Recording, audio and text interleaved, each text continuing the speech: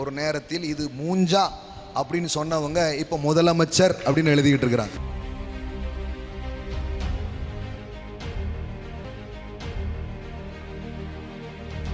விஜய் என்கிற இந்த நடிகர் இன்றைக்கு நாடாளுகிறவராக மாறி இருக்கிறார். அவர் நடித்த சில முதல் 3-4 படங்கள்லாம் பார்த்துவிட்டு இன்றைக்கு முதலமைச்சர் எழுதுகிற பத்திரிகைகள் ஒரு நேரத்தில் இது மூஞ்சா அப்படின்னு சொன்னவங்க இப்ப முதலமைச்சர் அப்படின்னு எழுதிக்கிட்டு இருக்கிறாங்க. இதெல்லாம் ஒரு மூஞ்சி, இதை டிக்கெட் கொடுத்து வேற பார்க்க போகணுமா அப்படின்னு மூளைக்கு ஆகாததென்று தள்ளப்பட்ட கல்லே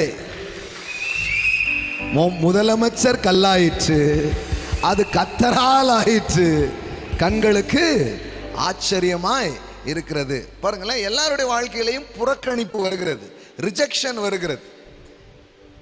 அவங்க அப்பா டைரக்டர் தான் சந்திரசேகர், அங்கேயும் சேகர் இருக்கிறார் பாருங்களேன். அல்லேலூயா.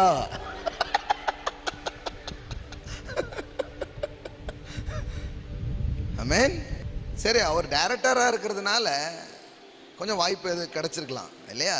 ஆனால் இந்த புறக்கணிப்பு ரிஜெக்ஷன்லாம் ஒரு 2-3 டைம் வந்துடுச்சுன்னா சில பேர் என்ன பண்ணிடுவாங்க, இனிமேலாம் நான் எதுவும் பண்ணுறதே இல்லைன்னு என்ன பண்ணிடுவாங்க, உட்கார்ந்துருவாங்க. ஆனால் இந்த விமர்சனங்களை தாங்கி கொண்டு அதை தள்ளிட்டு நான் ஒரு கனவு வச்சிருக்கிறேன், அதை நோக்கி போக போகிறேன்னு போச்சுன்னா இன்னைக்கு நாடே கொண்டாடுது. ஆமென். யோசித்து பாருங்களேன், இதெல்லாம் ஆவிக்குரிய பிரமாணம். இப்போ பைபிள்ல பாருங்களேன், மோசே தலைவனாகணும்னு நினைக்கிறான், லீடர் ஆகணும்னு நினைக்கிறான். ஜனங்கள் அவன் லீடர் ஆகணும்னு நினைச்ச போது ஜனங்கள் என்ன பண்ணாங்க, ஓ வாங்க நமக்கு ஒரு தலைவர் கிடைச்சிட்டார் அப்படின்னு சேரை போட்டு உட்கார வச்சாங்களா? என்ன பண்ணாங்க? they will reject. பைபிள் சொல்லுகிறது, அவர்கள் தள்ளின மோசையே தானே அவர்களுக்கு தலைவனாய் அனுப்பி வைத்தார். எந்த கூட்டம் இவன் வேண்டான்னு எங்களுக்கு மேல ஒன்ன யாரா வச்சா அப்படின்னு தள்ளி விட்டாங்கல்ல, அதே கூட்டத்துக்கு தான் மறுபடியும் தலைவனாக கர்த்தர் மோசேயை அனுப்பி வைத்தார். we read the book of Acts. ஆமென்.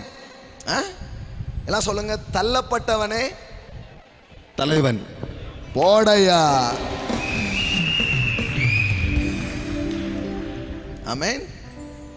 உன்னை அதிகாரியாகவும் நியாயாதிபதியாகவும் ஏற்படுத்தினவன் யார் என்று சொல்லி அவர்கள் மறுதலித்திருந்த, எல்லாம் சொல்லுங்க, அவர்கள் மறுதலித்திருந்த. ஒரு காலத்துல உன்னை ஏத்துக்காதவங்க உன் காலம் வரும்போது ஆமென்